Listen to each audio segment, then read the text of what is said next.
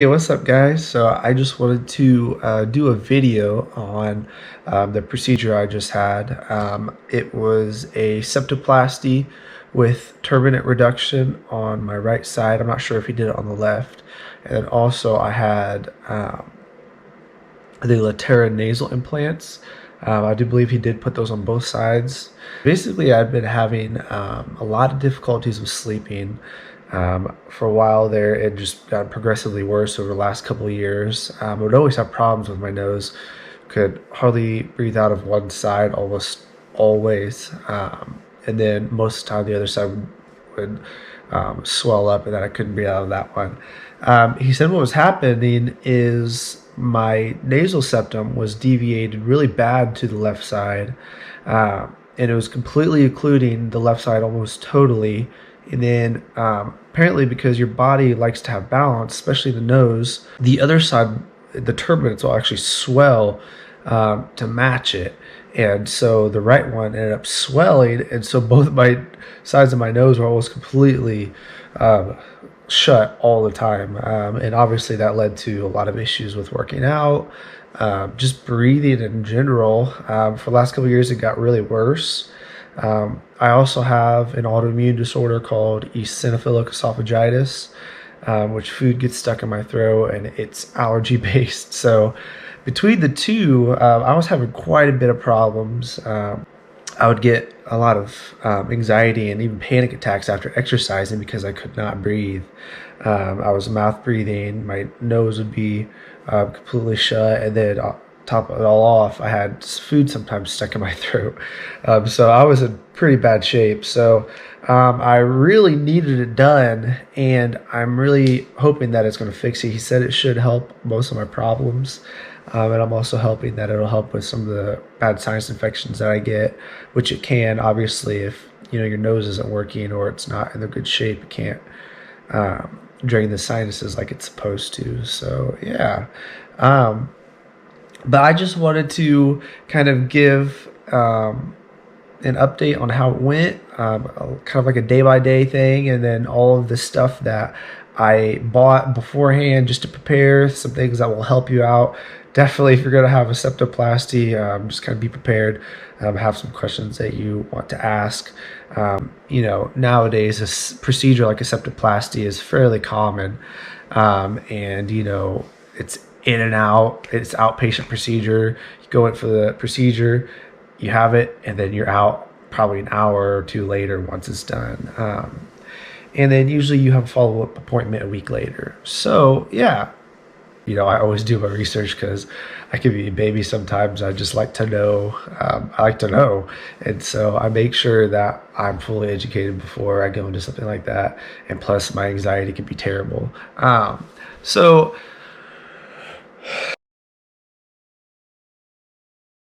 I had my surgery Thursday morning. Super nervous. My staff was great though. They really did their best to calm me down, and it was great. They gave me some medicine, chilled me out, so that always helps too. And then afterwards, I don't want to say that my experience is going to be what everybody else experiences, because some people's experience with this surgery is completely awful. I've heard plenty of them. Heard friends and family talk about it. I'm like, well, that wasn't what happened to me. But it can be very painful. It's probably one of the biggest things is the discomfort. So immediately when I woke up from my surgery, she was already like, wow, you woke up so quick, and you're doing great, and your blood pressure and your heart rate, everything's perfect, and you're probably gonna be out of here soon. So I was probably awake for probably woke up 30 minutes later after the surgery. So it was fairly quick for me.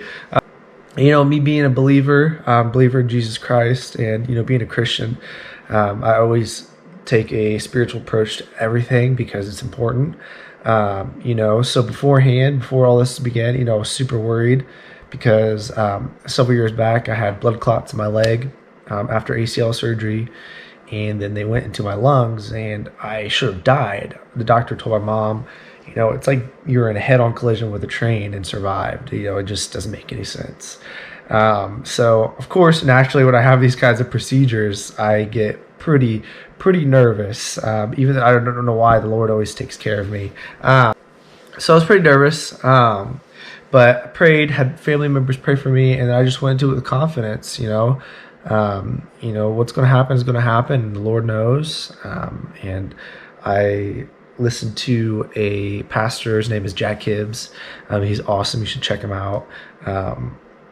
And he always says, you are invincible on this earth until the day the Lord calls you home.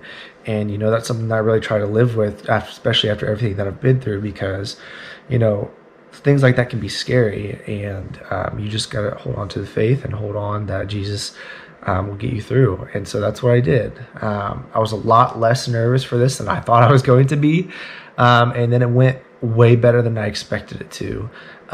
Minute I woke up, I don't know. I wasn't in a whole lot of pain, maybe a little bit.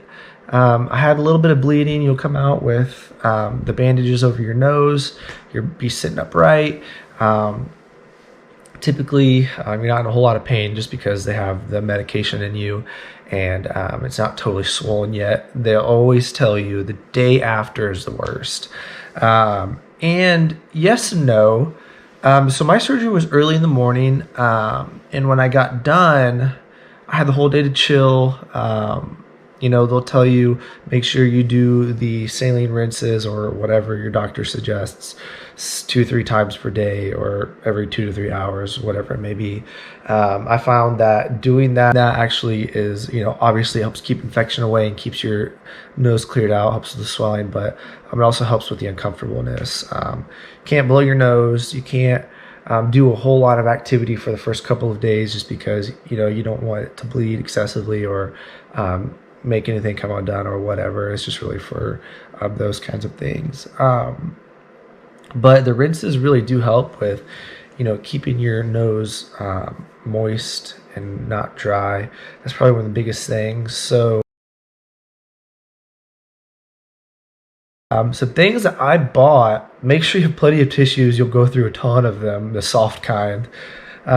Make sure you have like a saline rinse, almost like a neti pot. It doesn't have to be a neti pot. I have one that's not, to where you can squeeze it and it goes up and down both sides and rinses it out. I also had a saline mist spray that I just put up there, especially at night. Also, I had a humidifier, like a heat humidifier. Oh my gosh. I heard a lot of people talk about those when they got theirs done, and I'm a believer now. If you don't listen to anything else, get yourself a humidifier for at night because it is a lifesaver. It'll help you sleep a little bit better. It'll keep it moist so it's not agitating as best as possible, and it'll just help you make it through the night until it runs out anyways. And then you wake up in the morning or at 4 or 5 o'clock like I do every morning now to rinse your nose out. But it'll definitely help. How much pain you have just depends on you. Depends on the procedure and what they done. I hadn't actually had to take any of my pain medication.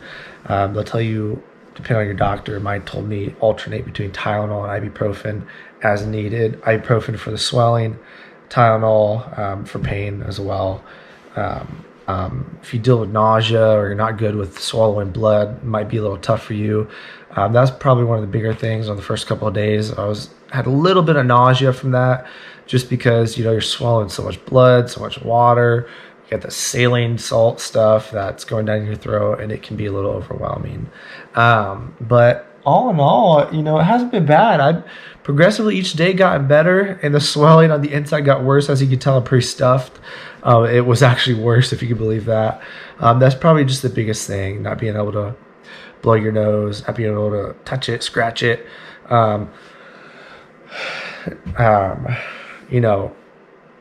Rest the first couple of days, listen to your body, don't try overdoing it. Follow your doctor's instructions. It should be fine. Take your pain medicine as needed. Get some of those things. I think it took me about day 3 was when, or day 3 or 4 would have been yesterday, was when things started getting better, but they're also just different. So yeah, after the first day after surgery, and then it went to Friday, definitely there was an increase in swelling. My nose was so stuffed I could not breathe at all. Um,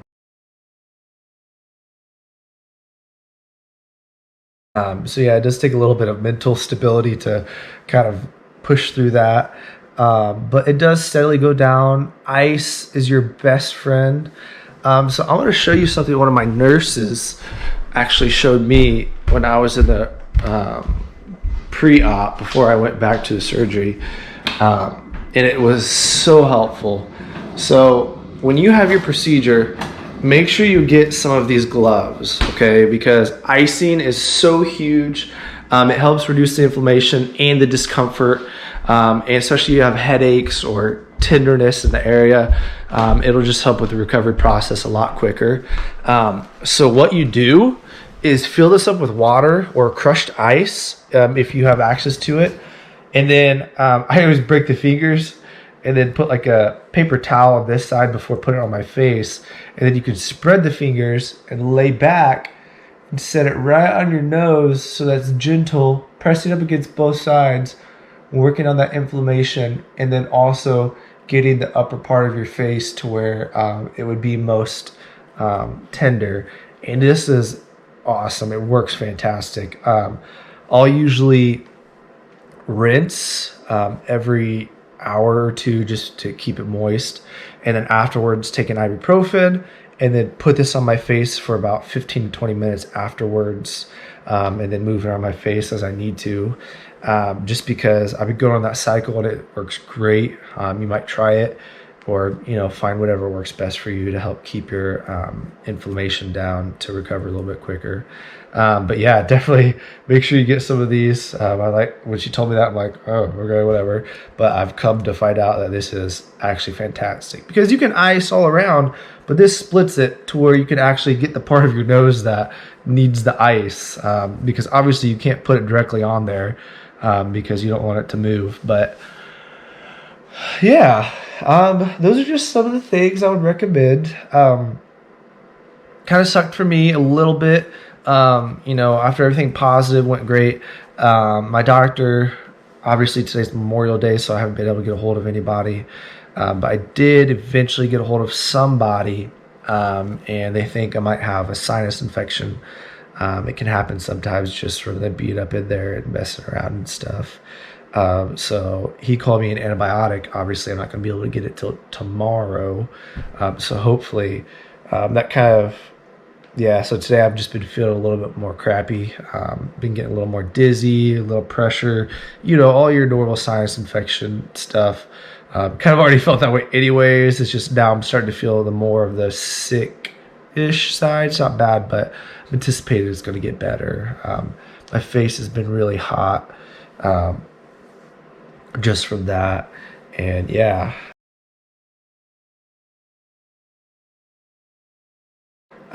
I wish that I would have known and ask your doctor how the procedure is going to work. Make sure you just ask him just so you're comfortable with and you know it. Make sure, is he packing and putting splints in? Those two things, packing and splints, lead to a lot of discomfort. They use those when they think they're necessary, but 9 out of 10 times, if your surgeon's good, they don't need to do that because there are other more advanced, more modern ways to do it that don't cause so much pain. The splints and the packing are what cause the most pain. And then usually once you get those removed or the splints taken out, usually it's at your week follow-up, it tends to be a lot better and you can breathe better.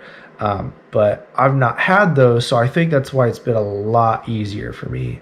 And I didn't think to ask my surgeon that before when I had my first appointment, and so I asked him the day of, and I was so relieved to find out that wasn't what he was going to be doing. So yeah, it's just important to know what they're doing, how they're going to do it. Feel comfortable with your surgeon. I reviewed him. He was a great guy, even better surgeon, and it all went well. And so yeah. When they put you to sleep, obviously it's general anesthesia, so they'll be putting in a breathing tube. They'll intubate you, and so part of that is them sticking that tube down your throat. Don't worry, they do all of that when you're asleep. You don't know it. but it can be painful afterwards, depending on how good the anesthesiologist is. Usually, they'll talk to you in tandem, the anesthesiologist and your surgeon. Just depends. And so afterwards, I actually had a whole lot of pain in my throat. That was probably one of the bigger parts, was coughing and pain. Obviously, they don't want you to do a whole lot of that at first because, it's force. You could break your incision sites open. You can bleed a little bit more or whatever. Increased pressure is not good for blood pressure. But yeah, so I had a ton of pain in my throat and in my jaw. I'm assuming it's from having my mouth open, and my neck. My neck was so sore. After looking at a couple of the procedures online, how they do it, I think it's because my neck was like this, mouth open, and from holding that procedure for however long it took, I just think that made me extremely sore. Cough drops, get cough drops so you won't be coughing and hacking all day, all night. And yeah, eat soft foods for first couple of days or however long it takes for you to be able to move comfortably and open your mouth and stuff like that. Yeah. I hope this video has helped. Comment below. Let me know if you have any questions. I'll try to answer them as best as I can. And hopefully you feel ready for yours. It's honestly not that bad. Just, preparation is your biggest ally when it comes to something like this. Make sure you're prepared, and outside of that, there's not much else you can do. And I'm anticipating that this will really help and improve my quality of life. I'm going to do a month update, and then probably 6 months and a 12-month update, just because I had the nasal implants put in and I want to see how those do. They put those in because when I breathe in, also my nasal valve collapsed in on itself, fairly common, and they put those in to keep it open, and it dissolves after I believe it's 2 years. It takes about 2 years for it to dissolve, and then it's replaced by cartilage or something like that. It's either cartilage or like fibrous tissue or something, just so that's there naturally then, and then it won't collapse. But yeah, I have heard of some people say that they've had multiple.